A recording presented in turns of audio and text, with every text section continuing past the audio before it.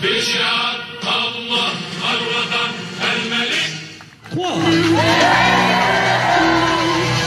bien, c'est bien. Je m'appelle Kita Matungulu et je suis directeur de basketball opération à la NBA. Et je suis aussi responsable titulaire du programme AFD dans les partenariats qu'on fait ensemble avec la AFD, IDMAJ, la SAS. On travaille tous ensemble avec l'idée de développer les jeunes. L'événement aujourd'hui est très important parce qu'elle nous aide à finir. C'est une culmination de toutes les opportunités qu'on a eues pendant l'année. Aujourd'hui, ce qu'on essaie de faire, c'est de finir cette année. Ça veut dire que c'est pratiquement une finale. Ils ont participé dans des activités qui sont physiques du point de vue de basket.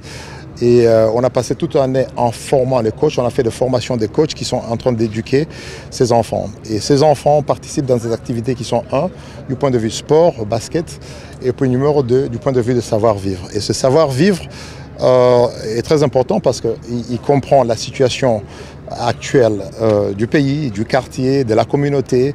On amène ça ensemble avec l'opportunité. C'est pas toujours facile d'amener les enfants faire le sport, c'est courir, c'est monter, c'est sauter, mais une combination du sport et en même temps le savoir-vivre, on trouve qu'il est très important car on aide et puis on aide à renforcer les mentalités sociales que les enfants doivent avoir.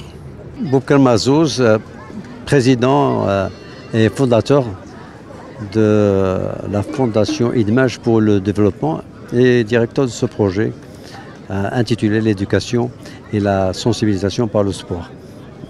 Donc c'est un programme qui a été initié par la NBA et la FT et le Maroc était le pays pilote pour essayer ce projet en 2020, date de la signature de notre accord et convention de partenariat avec Expertise France et aussi avec le ministère de l'enseignement et de l'éducation parascolaire et préscolaire et du sport et avec bien sûr l'académie régionale de Casablanca-Stade.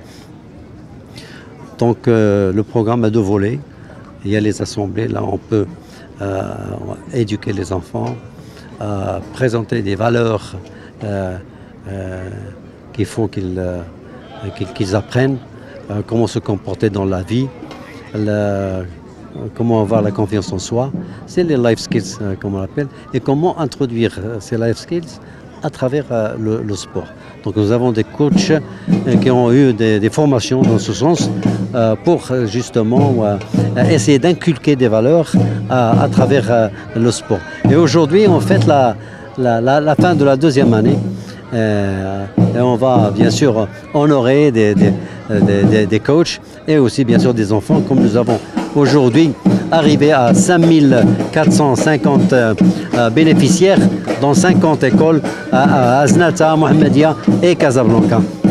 Donc ce que vous allez voir aujourd'hui, c'est des matchs c'est la finale femme, finale homme et aussi une présentation des cliniques et des life skills par les enfants. Mioub Mezouari, directeur de l'Agence française de développement au Maroc. Écoutez, je suis ravi d'être parmi vous aujourd'hui pour célébrer ce programme d'éducation citoyenne par le basketball, par le sport. On a lancé ce programme il y a maintenant 2 ans et demi à peu près.